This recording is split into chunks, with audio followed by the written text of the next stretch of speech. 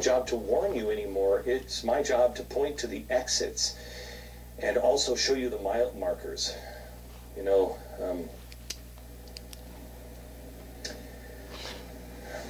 what are you doing? What's he doing? time. How much time to arrival? I have no idea. You're seeing the birth of something entirely new. I have no idea how much time before whatever it is we're birthing comes out. But I can tell you that there are certain mile markers on the road. You know, when the water breaks, you better be in the hospital. I know this sounds ridiculous, but it actually reminds me of Back to the Future Part 3. Speaking of science fiction. Although this, I believe, actually happened. They just came back and erased the facts. Anyway, Back to the Future Part 3. If you remember, they're going towards the cliff. They have this big choo-choo train. They're trying to get the DeLorean up to 88 miles an hour. They have certain places where they have markers where they have to throw another log on the fire. And if they don't hit all those markers, then what happens is they go off the cliff. Got it? I think this is my job. My job is to show you that we have a choo-choo train going over the edge soon. And my job has been, and I remember I was at Radio City when I was at CNN, and I said at the time, there's going to come a time when we're going to run out of exits. Well, I think we're approaching that quickly. And so my job will be to show you what exits we can take personally. We're too far as a country. And show you what we can do personally to preserve as much as we can and to hold together. We are way down this road, and Al-Qaeda attacks were one of the first signs. Universal health care, the religious organizations being demeaned, $17 trillion in debt now. Gosh, think of that. 4 years ago, it was 10. $17,000, $1 trillion. The Muslim Brotherhood infiltration, being able to actually document that, which we have, and no one even responding to it in the media was a very, very bad sign. Yeah, Glenn, nobody responded to it in the media because it's mental. I love that. Yeah, the Muslim Brotherhood infiltration, which, of course, we've documented well. By the way, why do you think he has to add that in? Like, throw that in there? Because, of course, he hasn't documented it well. How many times have I given you guys this statistic? You know how many Muslims there are in the United States? What percentage of the population?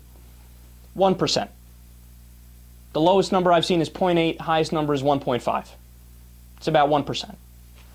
They're going to take over the country. The Muslim Brotherhood is infiltrating the country.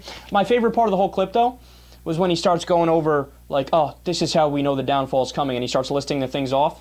He starts with, there's going to be more Al-Qaeda attacks. Then he goes, universal health care. That must be the first time in human history anybody tried to connect those two things. Yeah, you know what I put in league with terrorism and people who want jihad? Everybody getting health care. I mean, those are like polar opposite things. He's so awesome, man. So there's a few points here. Number one, my friend who is actually relatively conservative has said this to me going years back now. He says he can't stand Glenn Beck. He hates Glenn Beck. And his reasoning was his bravado and his acting is so transparent. Like, everything is so, like, planned, and it's like a sketch, and the way he talks is like he's trying to add a few extra layers of, like, oh, isn't this interesting? Yes? Oh, ooh, did I scare you? Ooh. And you could just see right through. You don't have to be a liberal or a progressive to see through it. You know what I mean? And then Back to the Future Part 3? Back to the Future Part 3. And you're telling me it didn't cross your mind that this guy really is losing it when he said choo-choo train? Twice. The way he said it. Yeah, so in Back to the Future Part 3, there's these multiple exits that they gotta meet the markers and then go through the thing and with the choo-choo train. And then next when we get to the, go down the line, but then when we end up back at the choo-choo train. Okay, there's elementary schoolers who are more substantive and mature than Glenn Beck. And then, look, the most telling part about this is that honestly, I think he's no longer closer to a radio host and a political analyst. And you could even make the argument he's not even really a conspiracy theorist anymore. He's closest to a doomsday prepper. I mean, look at the things he's saying. And by the way, he's not even bothering to try to organize a factual argument and try to take you down a path logically to a conclusion.